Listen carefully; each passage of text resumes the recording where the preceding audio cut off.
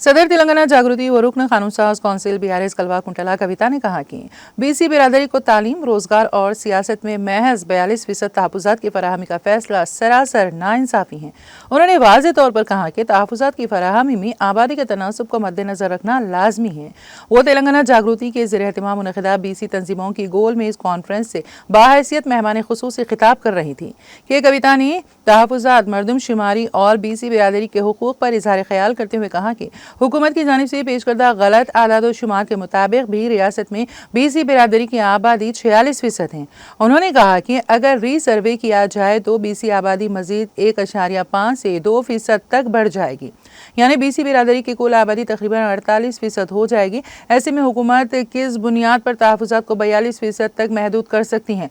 उन्होंने याद दिलाया कि कांग्रेस ने पसमानदा तबकात को मजालिस मुकामी इदारों में 42% तहफुजात की फराहमी का वादा किया है, लेकिन अगर तालीम, रोजगार और सियासत के तहफुजात को एक ही बिल में शामिल किया जाए तो कानूनी पेचीदगियां पैदा हो सकती हैं। उन्होंने कहा कि हुकूमत ने मरदमशुमारी में हिस्सा न लेने वालों को दोबारा मौका देने का ऐलान किया है, लिहाजा रीसर्वे के हवाले से वसी पैमाने पर तशहीरी मुहिम चलाई जाए। उन्होंने पुरजोर अंदाज में कहा कि आवाम तक टोल फ्री हेल्पलाइन नंबर की मालूमात मौसर अंदाज में पहुंचाई जाएं ताकि हर फर्द अपनी तफसीलात दर्ज करवा सकें। रुकन कौंसिल कविता ने कहा कि बीआरएस पार्टी हमेशा से ही पसमानदा तबकात की तरक्की के लिए काम करती आई है। यही वजह है कि बीआरएस पार्टी ने अपने दौरे हुकूमत में 51% ओहदे बीसी बिरादरी को फराहम किए थे। उन्होंने याद दिलाया कि 2014 में जामे खानदानी सर्वे की बुनियाद पर हुकूमत ने मुख्तलिफ तबकात के लिए बजट खर्च किया था।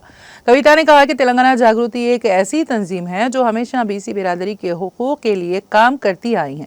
उन्होंने कहा कि तेलंगाना जागृति ने हमेशा समाजी इंसाफ के उसूलों पर अमल किया है और इसी जद्दोजहद की बदौलत असेंबली में अम्बेडकर का मुजस्समा नस्ब किया गया, बदकमा त्योहार को सरकारी दर्जा दिया गया। उन्होंने कहा कि तेलंगाना जागृति आइंदा भी बीसी बिरादरी के हुकूक के लिए अपनी जद्दोजहद जारी रखेगी।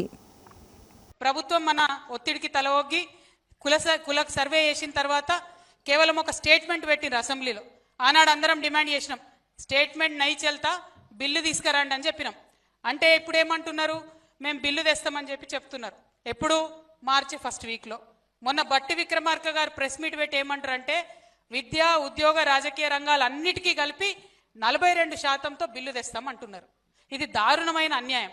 ఎందుకు అన్యాయం అంటే వాళ్ళు ఇచ్చినటువంటి తప్పుడు లెక్కల ప్రకారమే బీసీలు 46% ఉన్నారు. రేపు మళ్ళీ రీసర్వే చేస్తారు 3.1%, అంటే అందులో 1.5-2% బీసీలు ఉంటారు. అంటే ఏమవుతుంది, 46 + 2% 48% బీసీలు అని వాళ్ళ లెక్కల ప్రకారం వస్తుంది. అంటే ఉన్నదేమో 48%, మీరు విద్యలో 42% ఎట్లా ఇస్తారు? 48% బీసీలు ఉంటే ఎడ్యుకేషన్లో 42 ఏ ప్రాతిపదికన ఇస్తారు మీరు? అంటే ఏ బీసీ కులాన్ని తీసేస్తారు, అందులోకెళ్ళి ఎవరిని విద్యకు దూరం చేస్తారు? ఇది అన్యాయమా కాదా ఒకసారి దయచేసి బీసీ మేధావులు ఆలోచించాలి. అట్లనే ఉద్యోగాలలో ఉన్నదేమో 48%, అంటే రేపు సవరించిన లెక్కల తర్వాత మనం ఎక్స్పెక్ట్ చేస్తున్నాం, పోనీ 46 అనుకుందాం.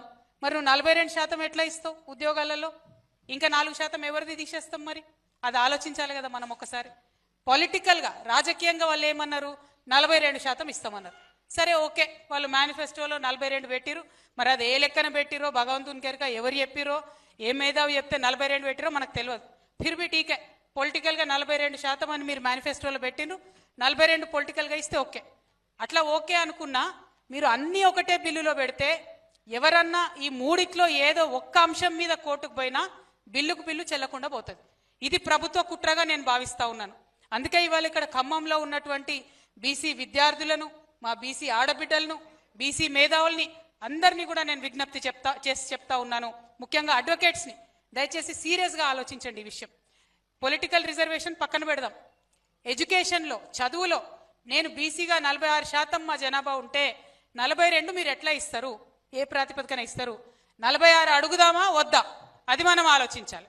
46% బీసీలకు విద్యలో సపరేట్గా బిల్లు పెట్టాలని చెప్పి నేను ఈ రౌండ్ టేబుల్ సమావేశం ద్వారా డిమాండ్ చేస్తూ ఉన్నాను. అదేవిధంగా 46% ఉద్యోగాలలో కూడా బీసీలకు సపరేట్గా బిల్లు పెట్టాలని నేను ఇంకొక డిమాండ్ చేస్తూ ఉన్నాను. రాజకీయంగా 42% అని మీరు అంటున్నారు, కానీ నేనైతే 46% ఇవ్వాలని అంటున్నా. 46% రాజకీయాలలో బిల్లు పెట్టాలని చెప్పి 3 సెపరేట్ బిల్లులు పెట్టాలని చెప్పి నేను డిమాండ్ చేస్తా ఉన్నా.